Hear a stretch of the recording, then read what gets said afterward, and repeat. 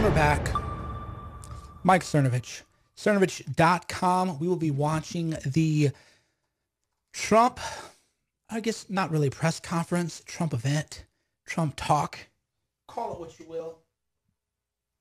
We'll be watching it live together, hanging out. I need a coffee, actually. Gosh darn it. Gosh darn it. I'm going to have to see if my lovely wife will bring me a cup of coffee. I'm out, but I think we're going to need to watch it live. So let's go ahead and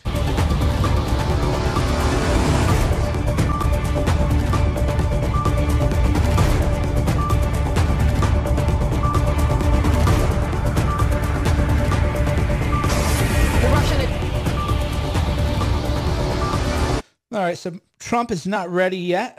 Trump is not gone yet, but we will wait. We'll wait for the Trump to arrive. We'll talk about it. So what's going on? Is this going to be another situation where Trump makes the media pan on him forever and not actually show up?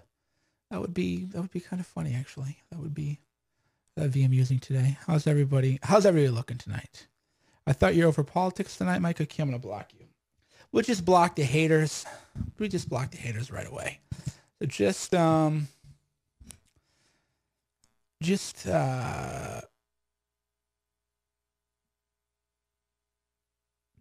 if you want to hate, we'll just don't have time for that. We only have time for positivity. I don't know how to explain it. Positive vibes only. So we'll watch it. I don't know what's going on with this guy. What he's going to talk about. He might be trolling. He might be trolling the media yet again. And he's going to make everybody wait for him for hours. May I have a cup of coffee? Yeah. Okay. So you're using the charger? Do you want the charger pack or whatever? Do you want to charge this? Here, you can use this. I'm plenty. Here. This is my wife. You want to say hi to the people? Say hi. Come on. People, we're due. Second daughter. Oh, here he is. Oh, he's live. But all Americans are hurt by uncontrolled illegal migration. It strains public resources and drives down jobs and wages. Among those hardest hit are African Americans and Hispanic Americans. Our southern border is a pipeline for vast quantities of illegal drugs, including meth, heroin, cocaine, and fentanyl. Every week, 300 of our citizens are killed by heroin alone, 90% of which floods across from our southern border. More Americans will die from drugs this year than were killed in the entire Vietnam War. In the last 2 years, ICE officers made 266,000 arrests of aliens with criminal records, including those charged or convicted of 100,000 assaults, 30,000 sex crimes, and 4,000 violent killings. Over the years, thousands of Americans have been brutally killed by those who illegally entered our country, and thousands more lives will be lost if we don't act right now. This is a humanitarian crisis, a crisis of the heart, and a crisis of the soul. Last month, 20,000 migrant children were illegally brought into the United States, a dramatic increase. These children are used as human pawns by vicious coyotes and ruthless gangs. 1 in 3 women are sexually assaulted on the dangerous trek up through Mexico. Women and children are the biggest victims, by far, of our broken system. This is the tragic reality of illegal immigration on our southern border. This is the cycle of human suffering that I am determined to end. My administration has presented Congress with a detailed proposal to secure the border and stop the criminal gangs, drug smugglers, and human traffickers. It's a tremendous problem. Our proposal was developed by law enforcement professionals and border agents at the Department of Homeland Security. These are the resources they have requested to properly perform their mission and keep America safe. In fact, safer than ever before. The proposal from Homeland Security includes cutting-edge technology for detecting drugs, weapons, illegal contraband, and many other things. We have requested more agents, immigration judges, and bed space to process the sharp rise in unlawful migration fueled by our very strong economy. Our plan also contains an urgent request for humanitarian assistance and medical support. Furthermore, we have asked Congress to close border security loopholes so that illegal immigrant children can be safely and humanely returned back home. Finally, as part of an overall approach to border security, law enforcement professionals have requested $5.7 billion for a physical barrier. At the request of Democrats, it will be a steel barrier rather than a concrete wall. This barrier is absolutely critical to border security. It's also what our professionals at the border want and need. This is just common sense. The border wall would very quickly pay for itself. The cost of illegal drugs exceeds $500 billion a year, vastly more than the $5.7 billion we have requested from Congress. The wall will also be paid for indirectly by the great new trade deal we have made with Mexico. Senator Chuck Schumer, who you will be hearing from later tonight, has repeatedly supported a physical barrier in the past, along with many other Democrats. They changed their mind only after I was elected president. Democrats in Congress have refused to acknowledge the crisis, and they have refused to provide our brave border agents with the tools they desperately need to protect our families and our nation. The federal government remains shut down for one reason, and one reason only, because Democrats will not fund border security. My administration is doing everything in our power to help those impacted by the situation. But the only solution is for Democrats to pass a spending bill that defends our borders and reopens the government. This situation could be solved in a 45-minute meeting. I have invited congressional leadership to the White House tomorrow to get this done. Hopefully, we can rise above partisan politics in order to support national security. Some have suggested a barrier is immoral. Then why do wealthy politicians build walls, fences, and gates around their homes? They don't build walls because they hate the people on the outside, but because they love the people on the inside. The only thing that is immoral is the politicians to do nothing and continue to allow more innocent people to be so horribly victimized. America's heart broke the day after Christmas when a young police officer in California was savagely murdered in cold blood by an illegal alien who just came across the border. The life of an American hero was stolen by someone who had no right to be in our country.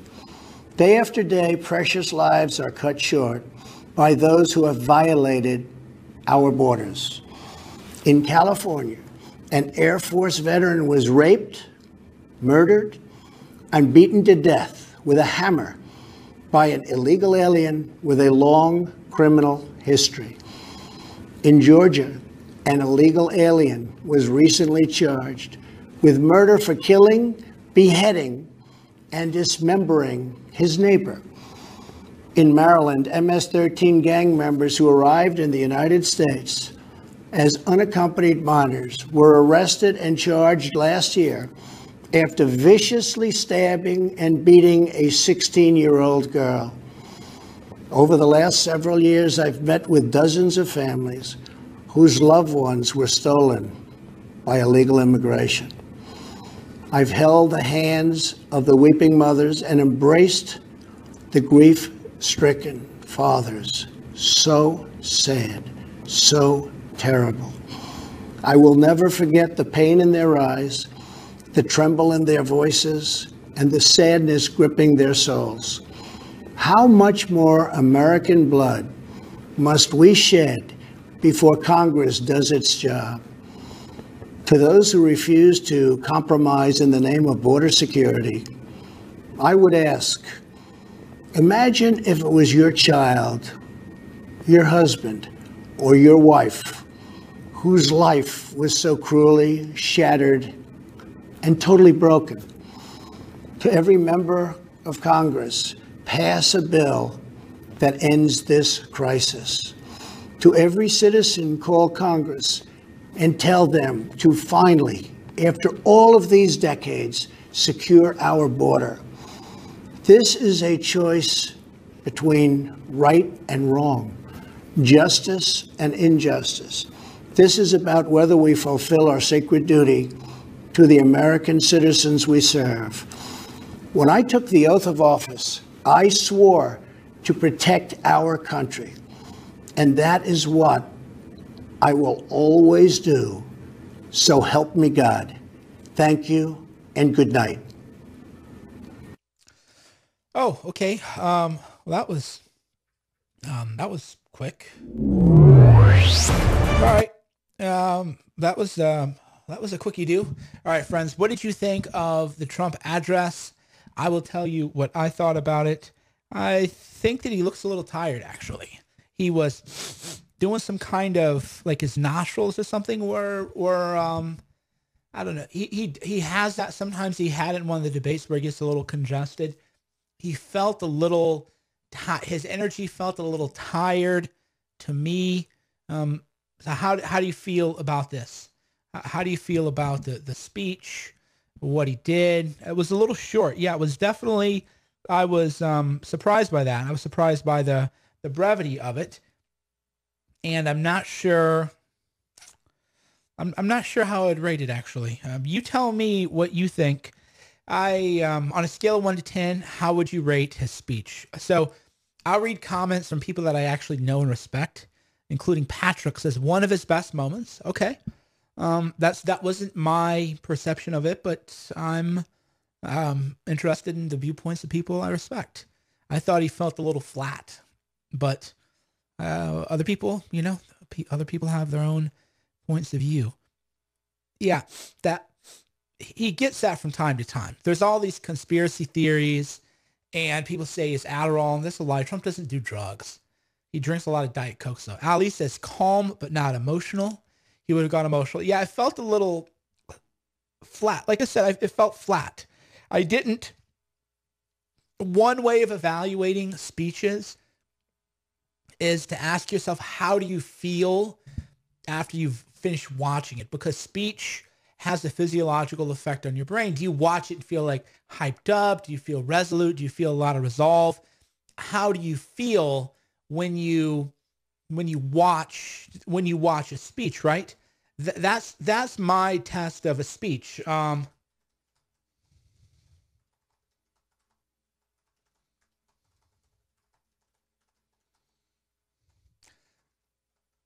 So that's my test for a speech. I feel kind of flat, and it was abrupt. It didn't lead. There's no crescendo.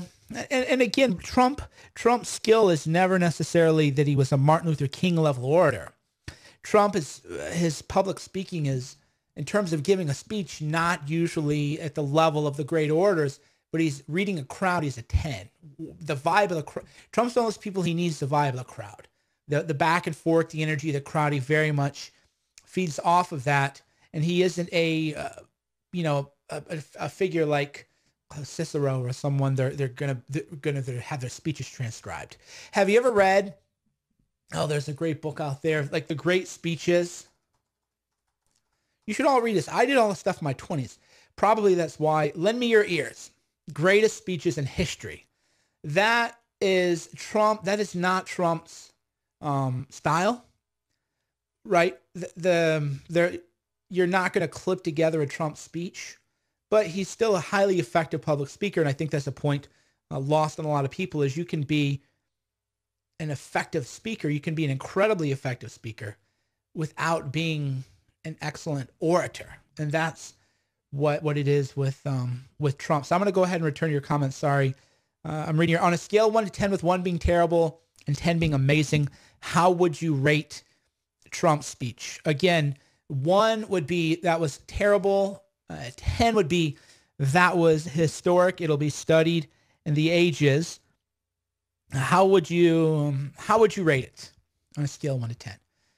That would be my my question. Democrat response is on. Okay, let me go ahead and see if we can find the Democrat response.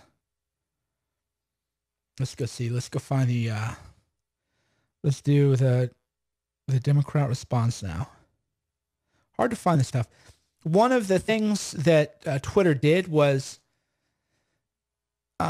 they kind of put everybody in bubbles. So if you run a search for someone, you're going to find somebody within your social circle and not within your, it's hard to get out of your bubble. So when you want to just find something like a stream, you're searching all over Twitter and it's only showing you what your friends are saying about it. That was one of Twitter's ways actually to kind of deal with harassment is if you run a search, you can't really see what is happening outside of your, right side of your little echo chamber.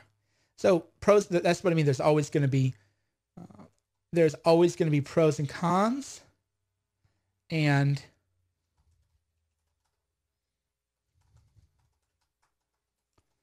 okay, we have the stream. Let's get the stream going. Let's watch it, listen to it, analyze it.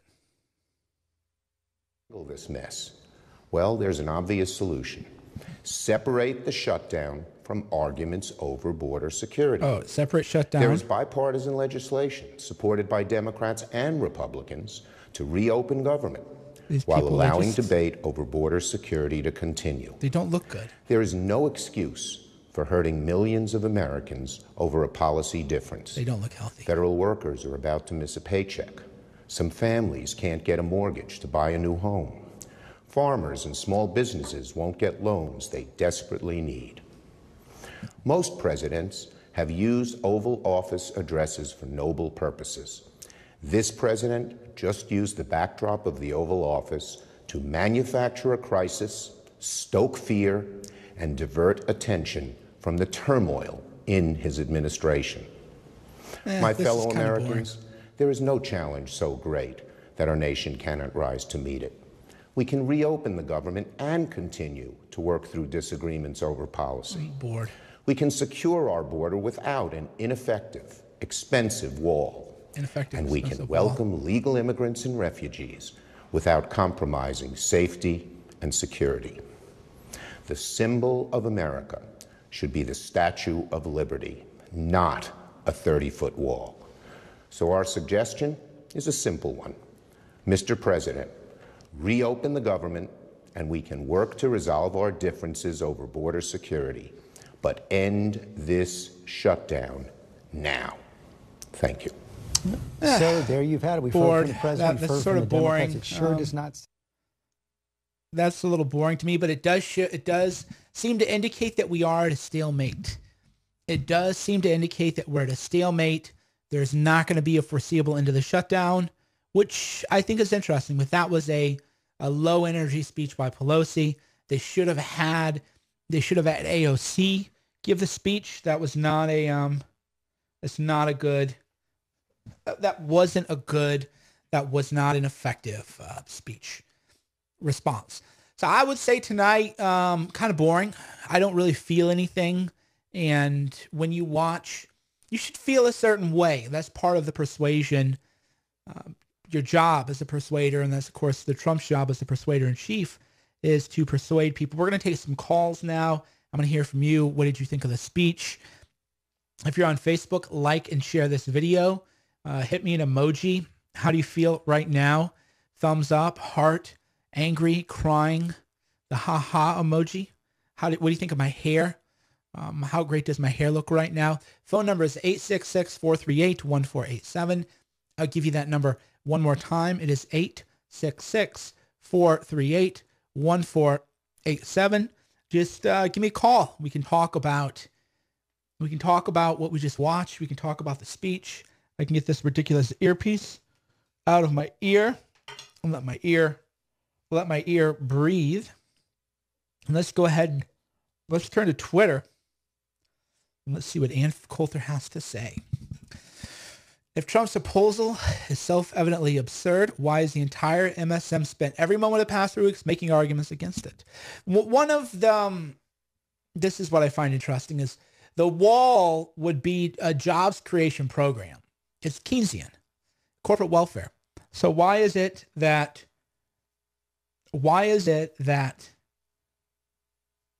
the left doesn't want a jobs creation project, even if it's a boondoggle? That's union jobs. Those are really, really, really good jobs. And I think that's a point not being made by enough people, is it's in the interests of Democrats to put their union people to work.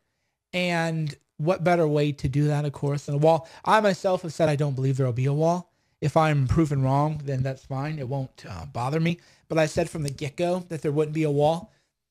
And I don't think there will be, ever.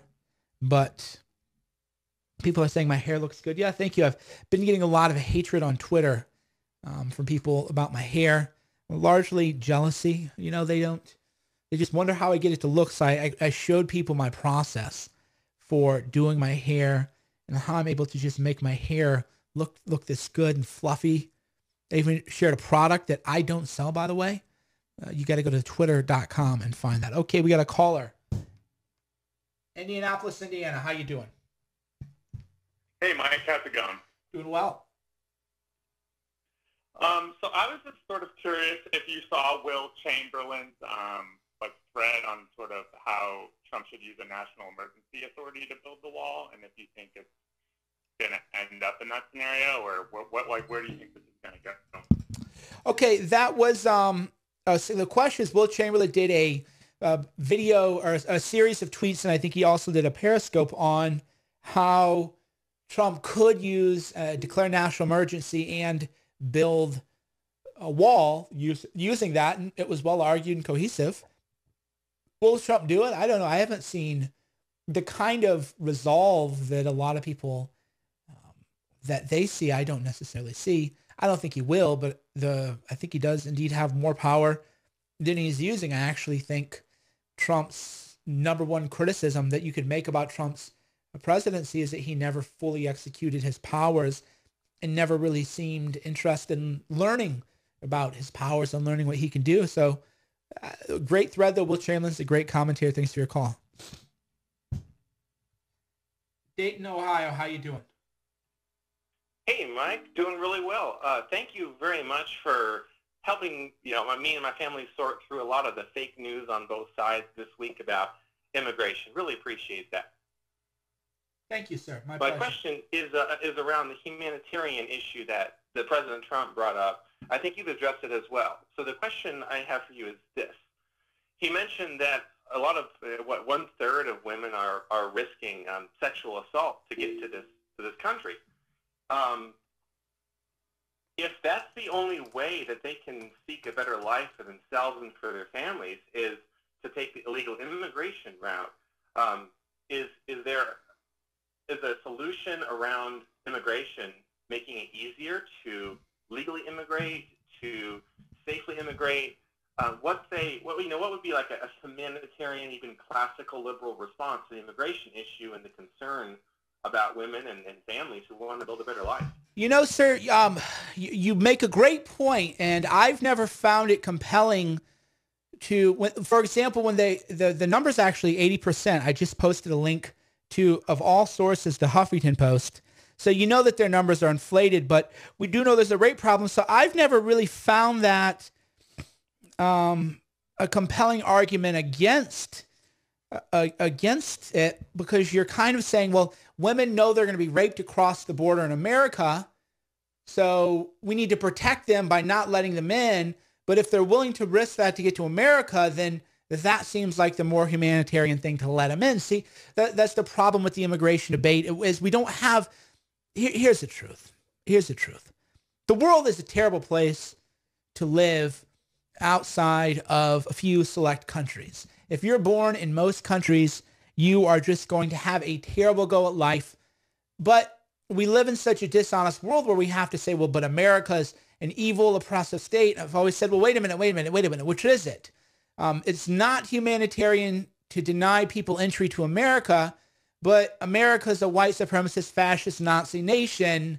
How do you square that circle, right? You got to kind of pick one, and that the left, they're screwy like that, but the right is screwing, saying, oh, we care about people so much that we don't want to let them get harmed when they cross the border, so we just won't let them in at all. It's like, well, wait a minute, but they know the risks. They're willing to take the risk to be here. So that doesn't really make any sense either. Both sides is just BS, right? The truth, and this is the way I look at it, is America should not have destroyed. We created this refugee crisis. We have to own that. We have to own what we did in Central America. As Americans, we have to own what we did to the Middle East. We created the Syrian refugee crisis. That was America's foreign policy. And then the same people who wanted to bomb the heck out of all these countries are now like, well, we can't let them in. Like, well, wait a minute, that was created. The coups and other things plotted in Central America by the American CIA, that's what devastated these countries, destroyed institutions. We have to have a full-on accountability meeting with everyone and say, look, here's the reality. America's caused a lot of problems. What can America do? And just own it. And nobody really wants to do that. Everybody has their, cheap little talking points. So the truth is that America, here's the truth. Here's my truth on immigration. I'm married, and in a way, I guess, to a daughter of immigrants. They're from Iran. They were actually impacted by the travel ban. We were at a wedding, and a guest couldn't come over because even though he was a citizen of Italy, anybody born in Iran is technically Iranian citizen, so he couldn't even come to a wedding. So I've been personally impacted by the travel ban, and I thought it was actually bullshit to have Iran on there and not have Saudi Arabia. There's no way other than money and influence to explain that. But that aside, the truth is that we all know America's a great country. Let's quit calling it a fascist, KKK, Nazi nation. It's just a lie. It's insulting to the residents of people. And if it were a fascist, KKK, Nazi nation, then people wouldn't want to risk getting raped to come to America. So just stop the bullshit, right? That's the way I look at it. Step one, just shut the F up. Stop the bullshit. We all know it's a lie. We all know America's not this fascist place or else people wouldn't risk to come here. So shut up. This is a non-starter, right? The flip side is to the more conservative people, hey, you got to own it, man. You destroyed. And I opposed all these wars, so it isn't me, it is they. They destroyed the Middle East. They destroyed Central America and Latin America with all their little gamesmanship, moving people around like little chess pieces. They got to own that too. And then what comes from there, I'm not sure. But at the very least, we can actually have a rational, sane conversation about what is really going on. But right now, it's just lies. Everywhere you look, except me, just lies. And I'm more interested in the truth, and the truth is complicated. The truth is that most of the immigration problems we have in America are because of America's foreign policy and what America's decimated other nations. That's the problem. So there'd be no Syrian refugee crisis if Hillary Clinton and Obama hadn't taken out Gaddafi. There's open-air slave markets now. Open-air slave markets in Libya because Gaddafi was taken out by Hillary Clinton. We came, we saw, I died. Right? Obama, same thing. So that's creating these problems. We wouldn't even have these issues if it was. So you got to put the foreign policy, but those same foreign policy people are made men and women in the media, and nobody wants to hold them accountable. So the whole debate is nonsense because everybody's lying. And until people get to the truth of the matter, maybe then we can figure something out. But you're right. It's kind of weird. It's talking out of both sides of your mouth to say, we care about people so much that we don't want to risk them being harmed crossing the border. But wait a minute, they're willing to risk harm crossing the border because their home countries are that bad, right? Maybe we can help build their home countries. Another argument against immigration that I find compelling is the brain drain. The entrepreneurs are leaving, right? Just think about it, right? Think about it. When I moved from Illinois to California, I was afraid. That's so dumb, right? People, oh, you're afraid. Oh, no. Getting up and moving everything and leaving everybody leaving all your ties, moving to another state is a matter of some trepidation. So the people who leave their countries, that is not nothing. There's something in there, entrepreneurial, some kind of striving gene going on. And we're taking the best. Or taking the most entrepreneurial from all. That's why I never like it when they say they're sending the worst. It's not true. It just isn't true. Leaving for another country takes tremendous amounts of something. And we got to be honest about that. Now, the flip side of that is you're essentially, if you keep taking the cream from the other countries, then those other countries are going to get worse. And then everybody's going to want to come over. That's the problem of a brain drain. And that's something that enough people don't talk about regularly. Hamilton, Ohio, how you doing? Doing all right, Mike. Just my thoughts on the speeches. Both Trump and Schumer and Pelosi, they all looked tired to me. Mm-hmm.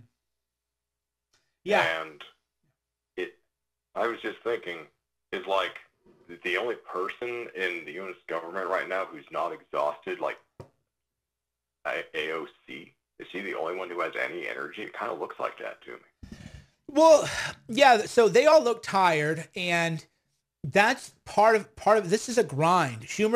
Everybody's mad at them. Everybody's mad, not everybody, but half the country hates Schumer, half the country hates Trump. The media is snipping at both of them. Constituents are snipping at both of them. Schumer's constituents aren't able to have jobs. It's just a complete and total disaster right now. So yeah, AOC, we already see her, Alexandria Ocasio-Cortez. We already see her, couple fact checks on her, and she's throwing a fit, right? The game ages you, man. The game, as I call it, it ages you. It isn't a fun thing. I don't have fun anymore. It was fun in 2015, and you can see it in them, and you can see it in Trump. You can see it in Pelosi, especially. Right on. Well, thank you for the call, my friend. You're welcome. Thank you. Have a great day. All right, we got some more callers on hold. The number is 866-438-1487. Call me up. Tell me what you think.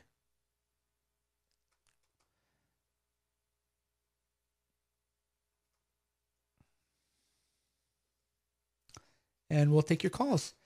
The number again is 866-438-1487. Kylene, Texas. Hello. Hey, Mike. Mike, this is Rob. What's your stance on Trey Gowdy? Oh, Trey Gowdy, I called it from the beginning, he is a great showman, a great person at getting media headlines, but never had intentions to do anything. You're from Texas, so all hat, no cattle, a lot of plastic surgery, talked really tough, but he had all this power and all of this influence. And other than getting himself on TV with those, catchy sound bites, which immediately looked good, he didn't do anything, didn't accomplish anything. Hey, thanks for that. And I just want to say that the Gorilla Mind Smooth, I just got that. Really a fantastic product. One of the best nutraceuticals I've had in quite some time. Well, sorry about that. It's really peak workout. Well, thank you, my friend. Yeah, the Gorilla Mind, it's just the best stuff. That's why I barely even mention it hardly, which is ironic. I should mention it more, but people, they like it so much and the reorder rate is so high that I hardly even plug it. But then I realize a bunch of new people are here. So yeah, Gorilla Mind, GORILLAMIND.com. There's actually a great skincare product on there. There's a fantastic sleep aid called Gorilla Dream, which that stuff, I have to be careful actually because it puts you into a deep sleep. And for me, I slept like 11 hours. There's melatonin, valerian root, GABA, all kinds of, it's incredible stuff. So that's GorillaMind.com, GORILLAMIND.com. Glad you like it though, my friend. Thank you. Hey, and one more before, with the SecDef moves, who do you think, do you have any idea of who you think they might be looking at for the next SecDef? Or do you think it'll just be the undersecretary? Well, so here I'll let you in on a little inside baseball. And when I ask you this question, It's going to kind of blow your mind. When is the last time a reporter from any publication had an on-the-money, accurate prediction of a personnel move? You got me. Yeah, the leak stopped. Nobody knows. The last time it was, Jonathan Swan actually was the last person. He had Nikki Haley was leaving. He had that by 15 minutes. So 15 minutes before the story broke, that Jonathan Swan of Axios, who's probably the most well-sourced reporter right now, had that. Nobody knows. Everybody guesses. Or, because I have sources telling me things, sources say this, but nobody knows because it's so down to the wire of what Trump does. Nobody actually knows until it happens. So everything people are reading, they're like, oh, it's sources. Like, yeah, I have sources. I could say, oh, according to 2 sources, could be this guy. According to 2 sources, could be that guy. Nobody knows, man. No, actually, nobody knows. Everybody is guessing. What I would say is what you need in that bill is the qualities. So you had the hardcore Marine, just combat tested. You need somebody opposite. You need that stoic figure. You need like a General Odierno type. Almost a complete polar opposite. Still just a tactical genius. A wizard with a pen and just a true genius when it comes to working out relations with people. And where do you find that? That's the tough question. Yeah, not a lot of people want to get anywhere in the White House, man. I will tell you that for a fact. That place is a very dangerous place, a very treacherous place, and not a lot of people want to go there, man. Thanks for your call, though. But again, I could say I have people whispering in my ear. A lot of that's wish casting. So they'll say, oh, it's going to be so-and-so. And then when you tweet out so-and-so's name, then the media follows up. And then that person becomes in the game just by virtue of somebody saying his name. Oh, so-and-so's up for consideration for chief of staff. And then the media's like, oh, is it true that Scaramucci is under consideration for chief of staff? For example, Mooch texted me because I had been told by reliable sources that Scaramucci wanted back in for chief of staff. So I tweeted out, oh, Scaramucci's willing to be chief of staff. He texted me. He goes, Michael, no, I don't want anything to do with the White House. So I was like, oh. And then I realized, I should have probably just asked Mooch first. But no, he literally messaged me like, Michael, I don't want anything to do with the White House. And that was a well-sourced thing that I shared. So I think what happened is they wanted Mooch to get the job, and they thought if they came to me and I put it out there, then people would kind of say, oh, he's in the game now. And actually all indications are that he doesn't want to do it. So much of that, even if your sources are inside the wire every day, a lot of it is people trying to wish cast it and hope people end up getting the job. Hey, Mike, thanks for all that. And train hard, bro. Thank you, my friend. We're training hard in 2019, man. I'm telling you. Louisville, Kentucky, how you doing? Hey, how are you, Mike? Well, hey, I just wanted to comment regarding the 2 speeches here. This seems like they were both sets were talking past each other, and the Democrats seem to, ratcheted it up a little bit. What do you think about? Do you think he ratcheted up? Schumer seemed kind of bellicose in his tone. Oh yeah, no, you're exactly right. So the observation here is that everybody, they're not really talking to each other, and they're not really happy, etc. And yeah, it was. People are just, how do you want to say? People are just talking to their audience. They're playing to their base. They're not trying to work out a solution. Some people, this might be the first time some people might have heard about these murders, though, when I think that is a good thing. That some people that have maybe in their own silo, that they've not listened to it, that they might actually go research it a little bit. So I think that might help Trump a little bit, but I still think it's just like another maybe week before we get anywhere. But either he's going to have the guts to do a national emergency and build it that way, or he's got to build it. If he doesn't build it, I think he'll lose 5%. Absolutely.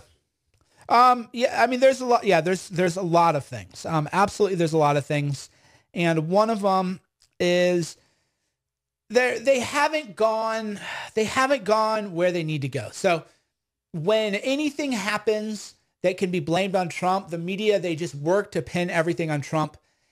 That's a dirty game. It isn't a game that I wish people played, but they really have to go and play a dodgier game.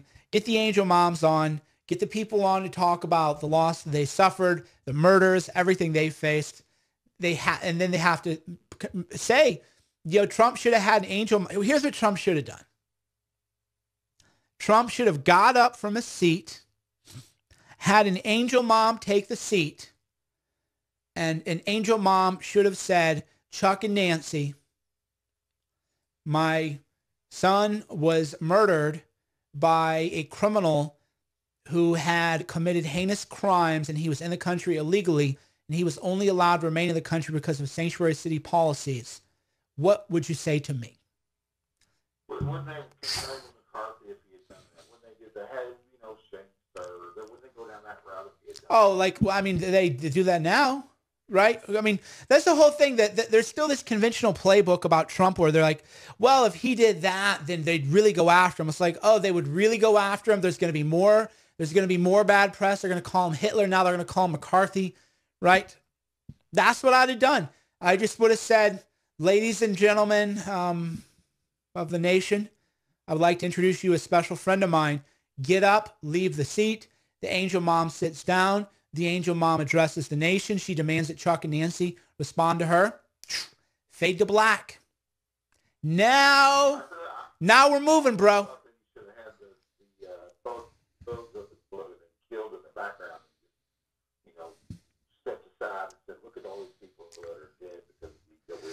He could have. I mean, what I'm telling you right now is the winning.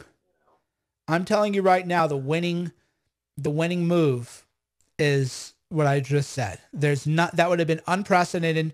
Nobody else could have possibly done it, and it wasn't done. Thank you for the call, my friend. Appreciate it. Thank you. Yeah. So again, people, what Trump should have done. This is pretty straightforward. This is pretty straightforward. Again, you guys tell me why this wouldn't work, okay? What if, Trump enters, sits, welcomes the nation, says he has a word from a good friend of his.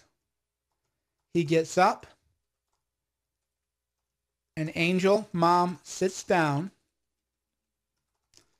talks about her great loss, and asks what Chuck and Nancy have to say to her. Fades to black. So that's what, I mean, people call me crazy because, I literally, I think about things in a way that other people don't. And now we have people saying, oh, you're politicizing the death of someone. Well, it's an angel mom. She would be the one doing it. And by the way, after every school shooting, that's what the left does, right? That's what the left does. I got some Saudis in here. How you doing, Nightly K?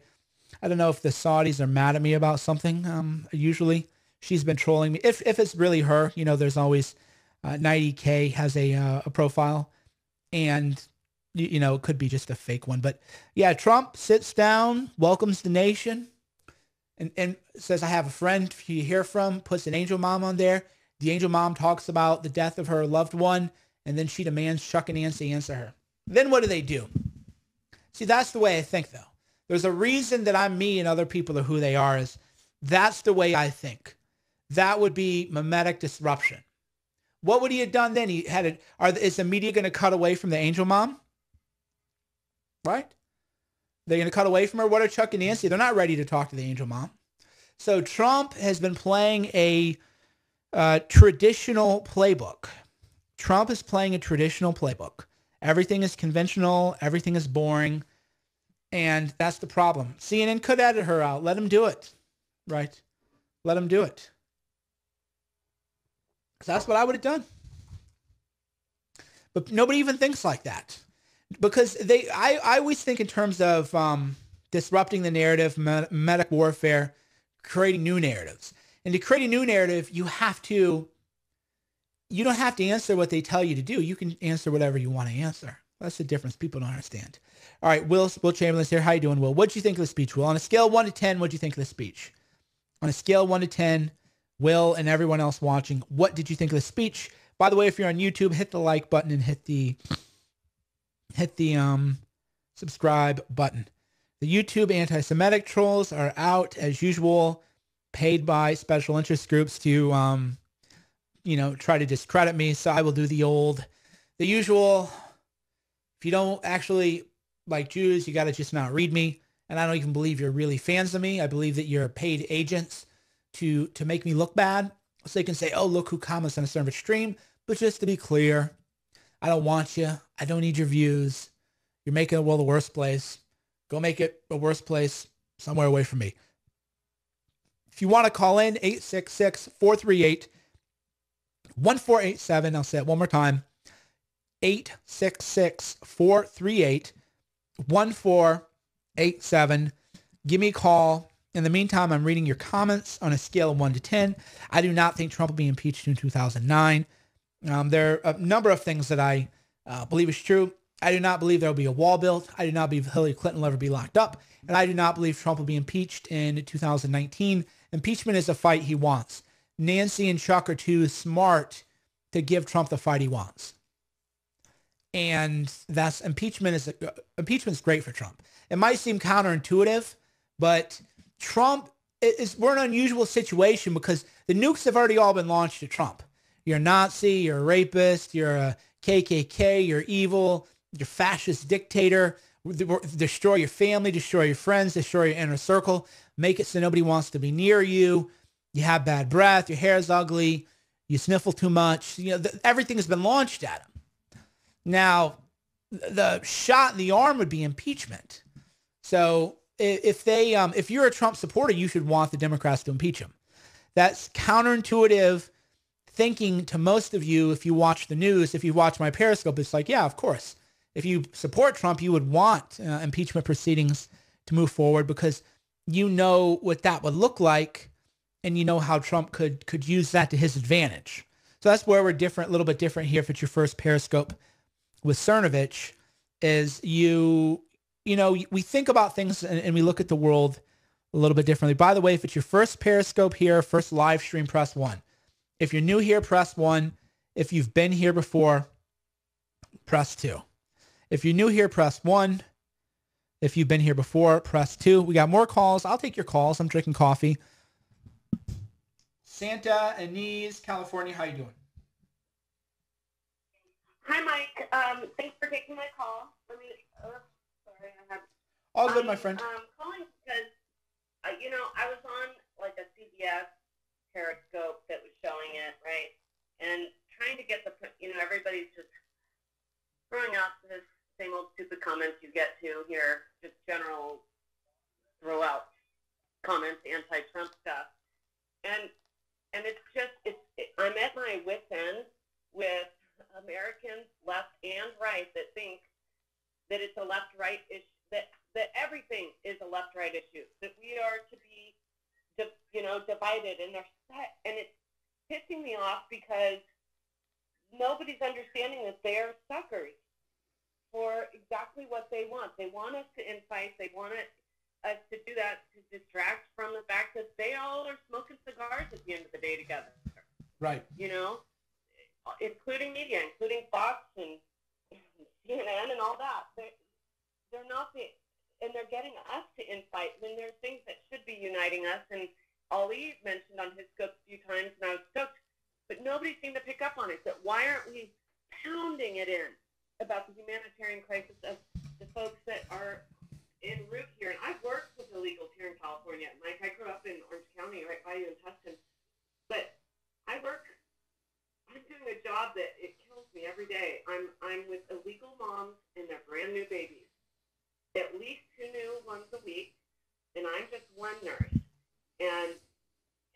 hear what they've gone through, and they don't want their families to go through it. That's the truth.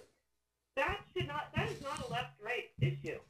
But everybody's so freaking indoctrinated to think anti-Trump, like it's all one guy's fault, just like it's not all Obama's fault. You can't. Everything in our nation is one person's fault. It's really them versus us. It's the elites versus us, and that includes Fox and their BS narrative, and it's driving me nuts because there's only you and a couple other scopers that do sound, I think, educate folks to realize that it's not, that both sides are kind of getting screwed. They're all, I'm repeating myself now, so I lost my... No, I understand what you're saying. Here's what you're saying. They're getting us to invite, and everybody are suckers. We're just suckers to think that it's that, and it's exactly what they want. Well, yeah, so there's a number of points. One is that we should figure out how to make nations better, more prosperous economically, to eliminate the incentive to illegally immigrate. That's, people go, what's your solution? Well, we're going to spend $7 trillion bombing countries. Why don't we do actual nation building, right? But that, you can't do defense contractors' money, right? So whether you're on Fox or whether you are on another network, you know that your sugar daddies are the defense industry, defense contractors. Me, I'm thinking we're going to waste some money. And by the way, that's why AOC has a point. Whenever we go to war, nobody's like, well, how are you going to pay for it, right? But the minute you talk about building something and not bombing something, everybody, well, price tag, what about the deficit, right? And that's why her point resonates with a lot of people, and that's why she actually stole that point from me. I was the one who made that point before she ever did.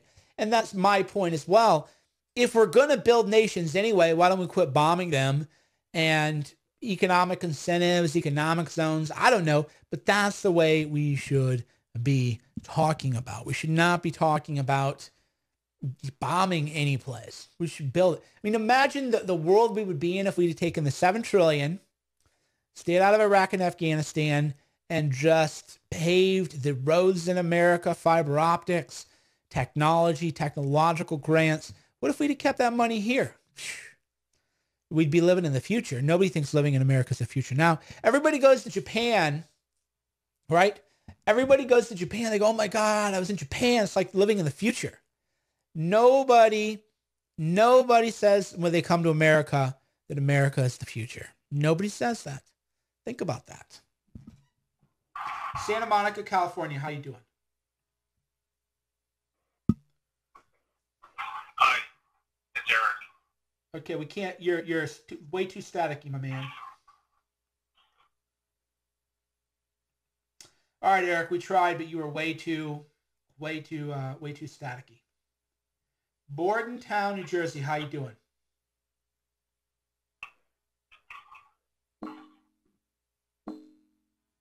New Jersey. Houston, Texas. How you doing? Hey, Mike. I just kind of want to have a direct question, and then I'm going to hop off.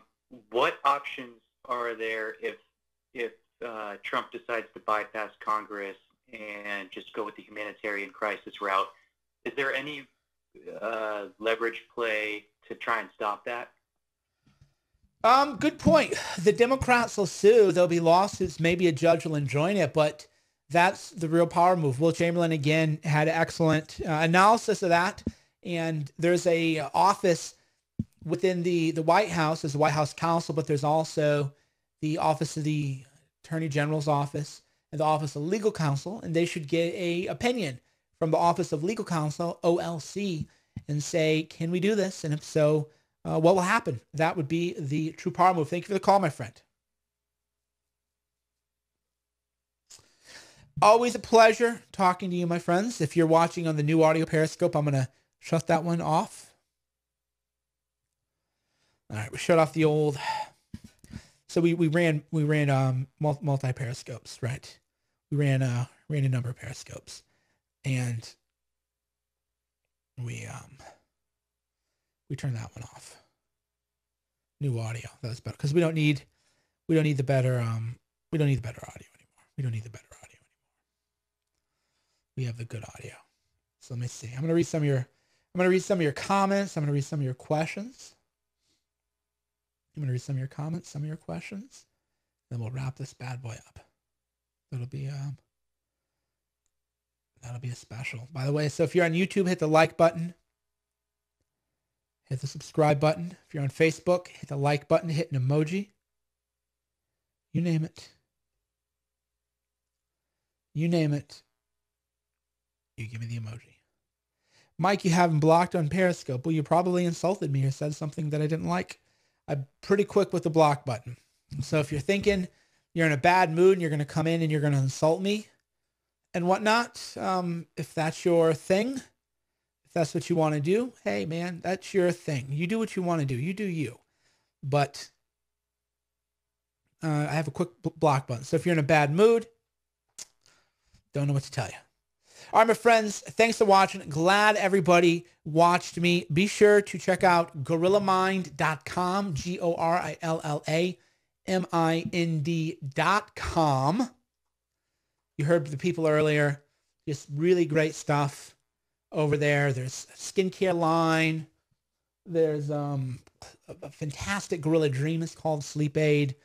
There's very, very potent, very powerful the focusing agents, just to have more focus at me. Everybody needs more, myself included, man. I take the stuff. I'm always using Gorilla Mind Smooth Rush when I really gotta push it, man. But the Rush stuff is what the young guys like. The people under 35, people under 30, they love the Rush.